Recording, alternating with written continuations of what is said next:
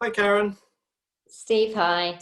Um, so I've been having some conversations recently around, I suppose, what I might call, you and I might call, misconceptions around self-compassion, um, and what some of those misconceptions might be.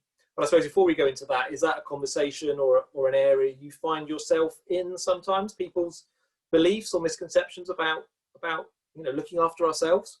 Well, definitely for sure. Some people I maybe could use the word misunderstandings or haven't completely appreciated what the practice of compassion and self-compassion is in the workplace. So they understandably would have these misconceptions and it may not necessarily attract them to the practice of compassion and self-compassion. What is your take on that? Yeah, I think that's the case, and I often think in our kind of always on, always busy world, and speaking to a group of leaders recently that would describe themselves very much as, I suppose, servant leaders, very motivated by purpose and service to others. But the one thing they all had in common was that they felt they were very much living on the edge of burnout, and as we were discussing it more, that it felt like it was quite a short-term strategy to kind of give their all for all very admirable reasons to their organization, to their teams, but it was quite clear that that was to their detriment, to their detriment, their emotional and physical health. And we began to talk about self-compassion and what some of those, I suppose, misunderstandings might be. And some of the things that people were talking about were that self-compassion might be seen as a weakness or a form of self-pity or a bit self-indulgent in some respects, and that they were describing those as maybe some of the reasons why they might not put themselves first, but that seemed in some way at odds with this sense of service for others.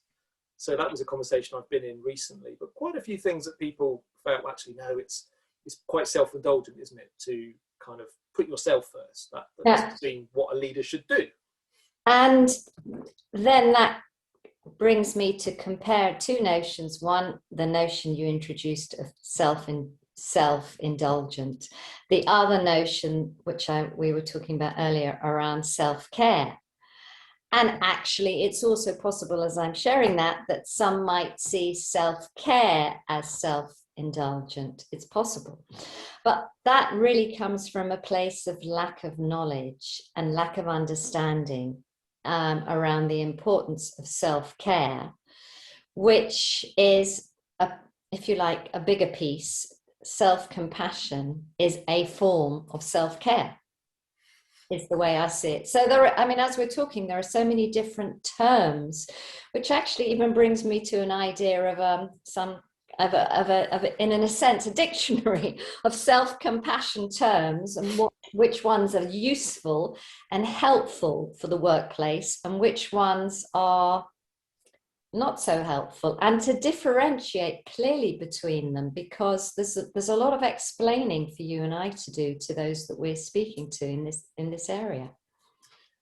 Yeah, I think that's a fair comment. And some of these, descriptors that people might assign to self-compassion, are quite self-defeating, really. I mean, this idea of self-compassion being a form of self-pity, the research studies have proven that the opposite, that self-compassionate people are less likely to experience self-pity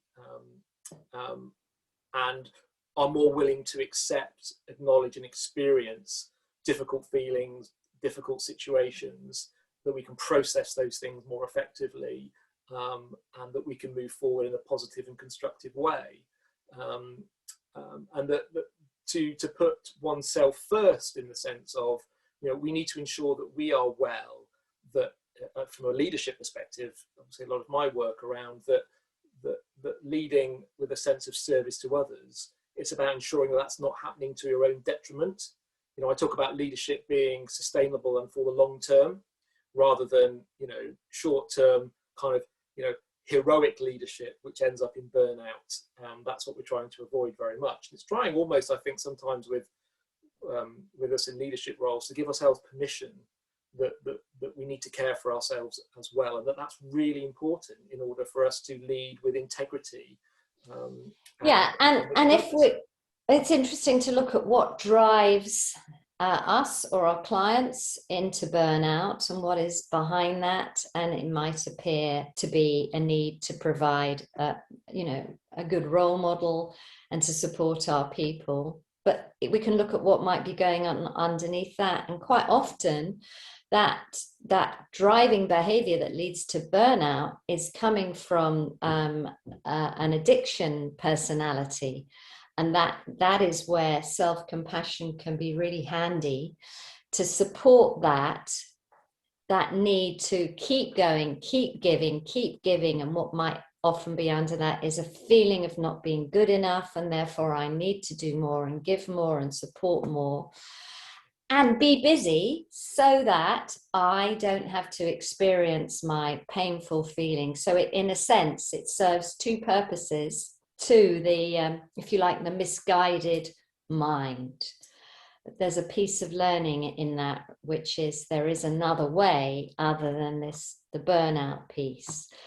And I was going to say something about self-pity as opposed to self-compassion. Self-pity, my definition about that is, if I'm in self-pity, I'm feeling sorry for myself, I'm poor me, I am the victim, I'm just stuck in this phase. Whereas if I'm offering self-compassion to myself for feeling sorry for myself, which is part of the human condition. At times, we all will feel a flavor at the minimum of feeling sorry for ourselves.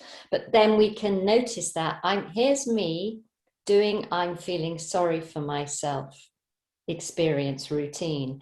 And that is the time when I can ask myself how I'm feeling. What do I need? How can I support myself? What is a compassionate response to this that will help me to feel into that centered, grounded place? Yeah, that's a really helpful full summary. And one of the people I was talking to talked about, self-compassion seems to be rather selfish. With all this talk of kind of servant leadership, and as I was talking about compassionate leadership, and there's been huge amounts of research done around this, and lots of good writing. I'm thinking of the Centre for Psychological Development and Dr. Neff and the work that's been done there. That being kind to ourselves doesn't mean that we have less to offer others. Being good and kind to ourselves means we have more to offer others. If we meet our own needs compassionately, we've got more resources to offer others, and that's really important. It isn't a sort of selfish luxury to know when we need to put our needs as a priority. It's more of a gift that we can give to ourselves to ensure that we can lead, that we can operate, that our relationships can be characterized by compassion. I think the point for me is it's not a selfish act. This isn't narcissism. Around prioritizing our own needs and desires above all others. This is about ensuring we have the reserves, the resilience, the energy, and the intention to demonstrate compassion in our work and personal life. And as you're talking, the concept of there being a subtle but really important difference between being selfish and practicing self-care. And I guess part of our role is to educate those on the difference and where one applies and the other applies. Yeah. And I'm conscious probably of our time. Yeah, absolutely. Well, thank you for that, Karen. Thank you. All right, I'll see you soon.